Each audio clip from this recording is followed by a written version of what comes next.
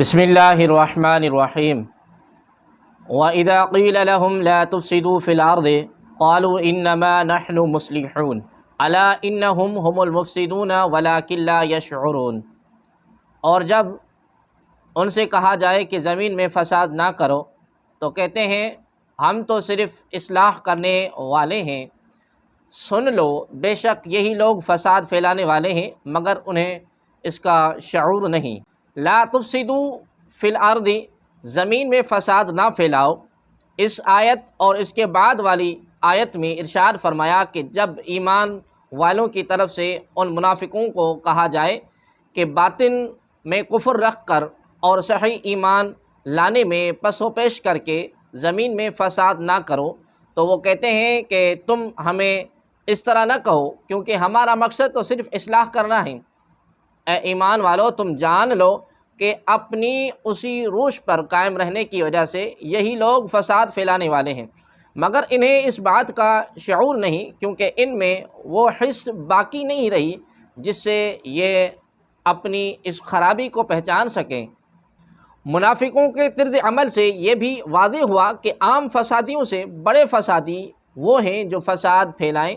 اور اسے اصلاح کا نام دیں۔ ہمارے معاشرے میں ایسے لوگوں کی کمی نہیں ہے جو اصلاح کے نام پر فساد پھیلاتے ہیں اور بدترین کاموں کو اچھے ناموں سے تعبیر کرتے ہیں۔ آزادی کے نام پر بے حیائی،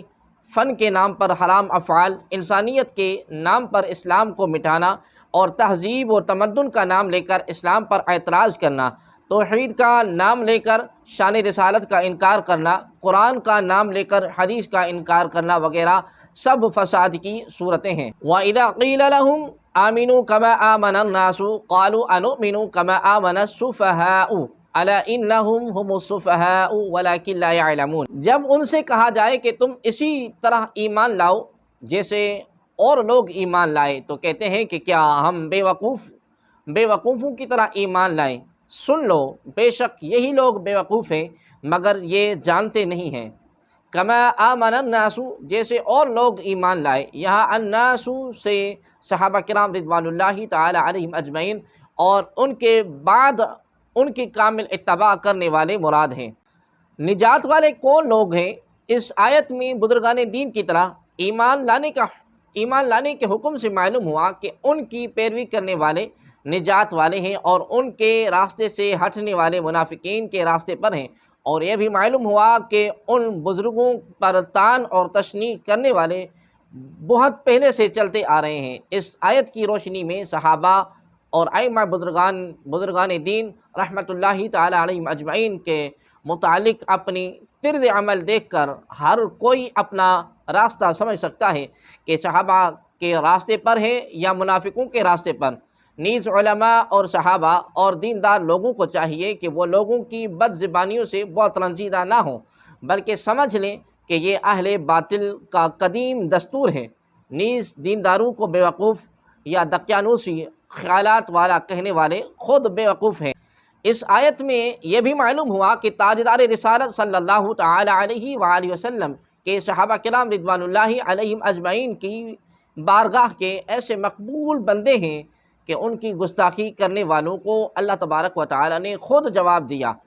صحابہ کرام رضوان اللہ علیہم اجمعین کے بارے میں حضرت سیدنا ابو سعید خدری رضی اللہ تعالی عنہ سے روایت ہے کہ حضور پر نور صلی اللہ تعالی علیہ وآلہ وسلم نے ارشاد فرمایا کہ میرے صحابہ رضی اللہ تعالی عنہم کو گالی گلوچ نہ کرو، ان کا مقام یہ ہے کہ اگر تم میں سے کوئی احد پہاڑ کے برابر سونا اللہ کی راہ میں خرچ کرے تو اس کا ثواب میرے کسی صحابی کے ایک مد یعنی ایک چھوٹی سی مقدار ہے مد بلکہ آدھا مد خرچ کرنے کے برابر بھی نہیں ہو سکتا۔ اور اللہ تبارک و تعالیٰ کے اولیاء کے بارے میں حضرت سیدنا ابو ہریرہ رضی اللہ تعالی عنہ سے روایت ہے کہ حضور پر نور صلی اللہ علیہ وآلہ وسلم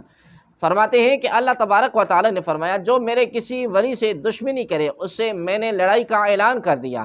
اس سے ان لوگوں کو نصیحت حاصل کرنی چاہیے جو صحابہ کرام رضوان اللہ علیہم اجمعین کی بے ادبی اور گستاخی کرتے ہیں اور اللہ تبارک و تعالیٰ کے بارے میں غلط عقائد اور نظریات رکھتے ہیں۔